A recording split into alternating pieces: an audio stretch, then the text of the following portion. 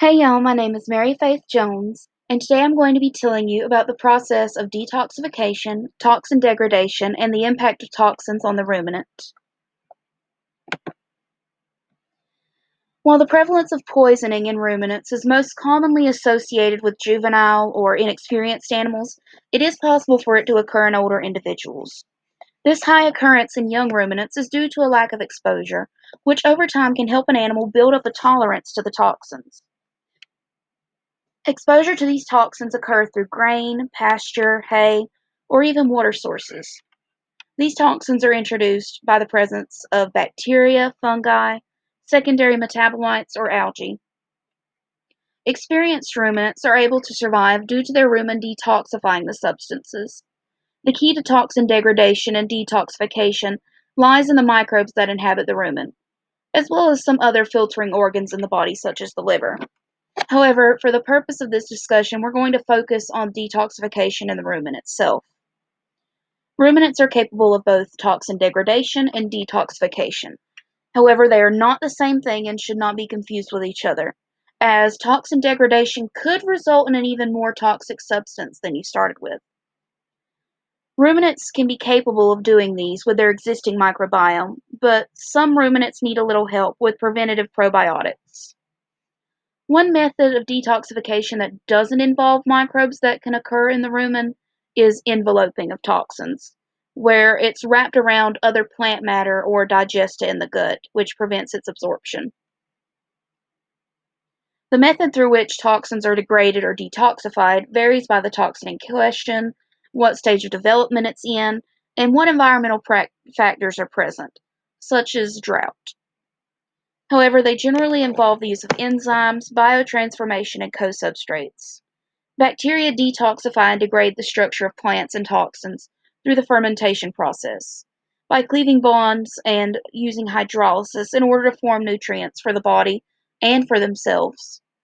Not all microbes are capable of these processes, and some will die on contact with poisons, which will have a major impact on the microbiome. And it's worth noting that there is a lot of research still needed in these areas, as most research is focused on the liver and other processing organs. The first toxin we will discuss in detail is ergovaline. Ergovaline is an ergot alkaloid mycotoxin. It's produced by endophytes, which are a kind of fungus. This fungus grows inside plants, more specifically inside of fescue, where they have a symbiotic relationship where they protect the plant and the plant protects them. While it may be beneficial for the plant, it's harmful for the animals and their microbiome if they consume it. Animals exposed to ergovaline suffer from a variety of symptoms that affect their production levels, their weight, their ability to thermoregulate, their coat, their fertility, and it can even cause some neurological issues such as delirium and hallucinations. It can also cause necrosis, gangrene, and eventually lead to the death of the animal. When endophyte-infected fescue is fed, it has been shown that the passage rate decreases and ruminal contractions increase. Endophyte-induced poisoning is one of the biggest problems that the animal industry faces due to significant decrease in production levels that lead to profit loss. There are members of the microbial population in the rumen that are capable of degrading specific ergot alkaloids, but it's not clear which ones are responsible. Ergovaline has both an indirect and direct impact on the microbiome, as it causes a reduction of feed consumption, which reduces the total available nutrients. This means there are less nutrients for both the animal and the microbes that rely on them, meaning that less reproduction can occur. The next toxin I will discuss are mycotoxins in general. Ergovaline is technically a kind of mycotoxin, but it's such a vast and dangerous category that it warrants more of a discussion outside of ergovaline poisoning. Mycotoxins are a kind of toxin produced by fungi, more specifically in this case on corn and other grains. Levels of mycotoxin in corns are measured and regulated much like nitrates in forage, and they must fall within a specific range. If the corn in question were to be above that acceptable range, then it must be destroyed in accordance with government regulations, as it is a hazard to both humans and animals. Generally speaking, there are four categories of mycotoxins: aflatoxin, ochratoxin A, and trioxanes and fumonisins. In small amounts, mycotoxins can be detoxified by microbes in the rumen. However, high levels can be fatal to both the ruminant and their microbes. Exposure to medium or high levels of mycotoxin can result in neurological symptoms such as convulsions, hyperthermia caused by a lack of thermoregulation, lameness, mastitis, reduced milk production, decreased feed efficiency, weight loss, internal hemorrhaging, and eventually death. Exposure to mycotoxins cause significant economic impact as it leads to profit losses through decreased production and death of animals. As previously mentioned, the microbes are capable of some level of detoxification, but not a complete detoxification, although there is one kind that it is believed can be completely degraded, which is ochratoxin A. These toxins will kill certain microbes immediately, while others will die as a result of symptoms caused by it, such as the lack of thermoregulation, killing some microbes due to heat, and reduced feed intake, killing some due to a lack of nutrients. Mycotoxins are not the only toxins found in grasses. Oxalates are also present within forage. Oxalate helps plants by binding excess calcium. The problem is that they not only bind calcium in plants, but they also bind the calcium of the animal that consumes it. This forms calcium oxalates. If oxalates are greater than 10% of the dry matter, then it will result in toxicity. Exposure to oxalate will result in low levels of magnesium and calcium in the bloodstream. This could lead to deficiency. These deficiencies can be deadly enough on their own, but oxalate also causes renal failure due to the precipitation of salts in the kidneys. There are oxalate-degrading bacteria in the rumen, which are capable of preventing this problem on a small scale, but if consumption is too high, then they just can't keep up. This can be prevented by feeding a high-calcium diet, but generally speaking, overall prevention is better. Some symptoms of oxalate poisoning are muscle weakness, inability to stand, acute nephrosis, abortion, urinary calculi, anorexia, salivation, staggering, weight loss, and death. As previously stated, a decrease in feed intake will eventually lead to a reduction of the population of the microbiome because there won't be enough nutrients in order to sustain the population. Phytoestrogens can also act as poison to ruminants. An example of one is Isoflavonoid. This toxin is present in subterranean clover. What makes this so toxic is that it contains coumarin, which is a blood thinner. It also acts as an antimicrobial, which is detrimental to the rumen microbiome. Symptoms of isoflavonoid poisoning are increased chances of cancer development, decreased fertility, decreased production, renal failure, extended blood clotting time, hemorrhaging, pale mucous membranes, weakness, hematoma, fatigue, liver damage, and death. Isoflavonoids could lead to a reduction in population size and diversity of the microbiome due to its antimicrobial properties, as well as a lack of nutrients mentioned before, but more research is needed in order to prove this.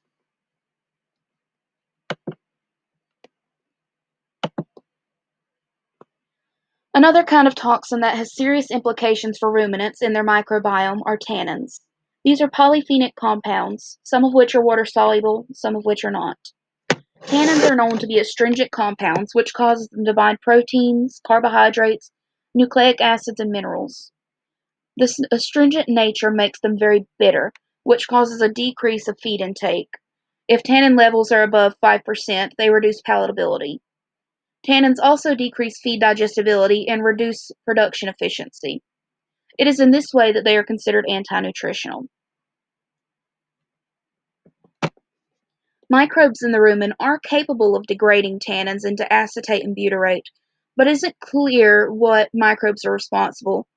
And it's also been shown that some microbes can bind tannins, but more research is needed to prove what microbes are capable of this. Tannins can also be toxic to other microbes, though. This means that in the presence of them, some microbes will flourish and others will die. This will cause a shift in both diversity and population size. Tannin toxicity symptoms include anorexia, bloody diarrhea, fatigue, depression, ulcers of the body, weight loss, kidney failure, and death.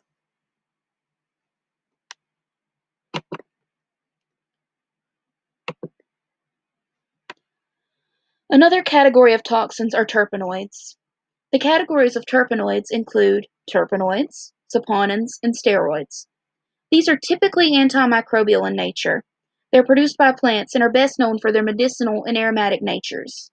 Due to their strong odors and flavors, they're shown to decrease feed intake. There isn't much research available on the detoxification or degradation of terpenoids, and because of this, it isn't clear as to what happens to the population and diversity of the microbiome. It's believed that it decreases feed efficiency by disrupting nutrient degradation. However, and its antimicrobial properties would lead you to believe that it would disrupt the population in the microbiome. Saponins, as previously mentioned, are a kind of terpenoid. They are amphipathic glycosides which are capable of soap-like properties, such as foaming, hence the name saponins, which is a root of soap. Like tannins, they're bitter and reduce the palatability of feed, which reduces feed intake. They have a strong correlation with bloat in ruminants and have been shown to lead to growth depression due to a decrease in feed efficiency. They also seem to have an impact on the diversity and population size of the rumen microbiome, as some are capable of degrading it while others are not, meaning that some will die in its presence while others flourish. Despite all of this, there have been some researches stating that saponins have been shown to improve carbohydrate digestion, but more research is needed on that in order to conclusively state it.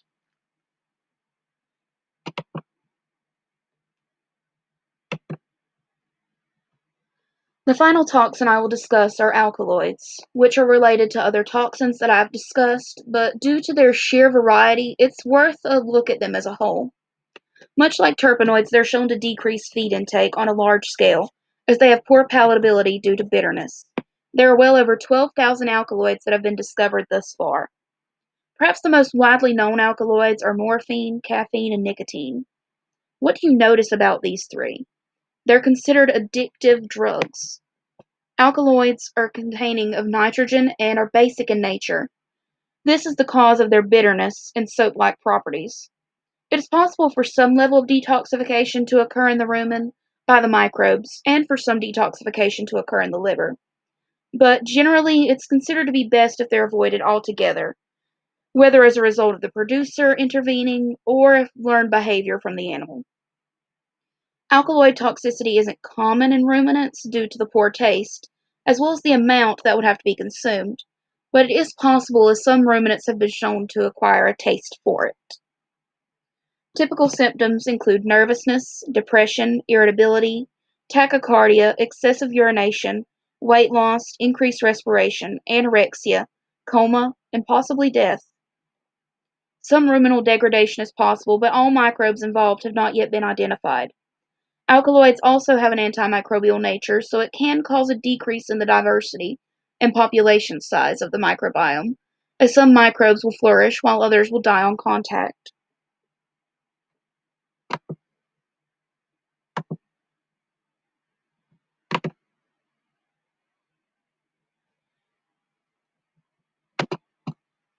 The process of feeding any animal and formulating a diet involves a lot of considerations, especially for ruminants.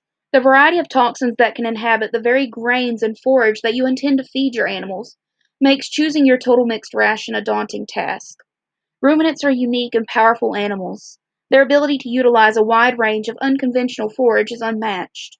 Their unique ability to detoxify and degrade toxins is one of the reasons why this is possible. However, ruminants are not infallible, and there are still many toxins that can affect them. So while they are capable of some levels of detoxification, it is our responsibility as producers to protect them from harm and prevent them from consuming these deadly toxins. Thank you for tuning in today. My name is Mary Faith Jones. Have a great day.